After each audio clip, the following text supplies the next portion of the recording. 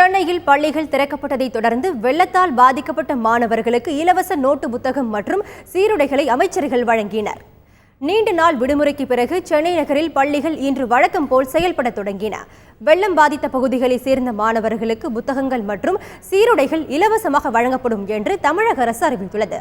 அதன்படி சென்னை தண்டையார்பேட்டையில் உள்ள அரசு மேல்நிலைப் பள்ளியில் அமைச்சர்கள் நத்தம் விஸ்வநாதன், ப. வளர்மதி, கோகுல இந்திரா, செல்லூர் ராஜு ஆகியோர் மாணவ மாணவிகளுக்கு இலவச நோட்டு புத்தகங்கள், சீருடைகளை வழங்கினர். மழை வெள்ளத்தால் இந்த பாதிக்கப்பட்ட மாணவ மாணவிகளுக்கு அவர்கள் இழந்த புத்தகம், நோட்டு மற்றும் கல்வி உபகரணங்களை மீண்டும் அவர்களுக்கு புதியதாக வழங்க வேண்டும் என்று மாண்பு முதலமைச்சர் புரட்சித் தலைவர் அம்மா அவர்கள் உத்தரவிட்டிருக்கிறார்கள். அதன் அடிப்படையில் இப்பொழுது எல்லா பள்ளி மாணவ மாணவிகளுக்கும் இந்த இழந்த அனைத்து புத்தகங்கள், கல்வி உபகரணங்கள் எல்லாம் இன்றைக்கு வழங்கப்பட்டு வருகிறது.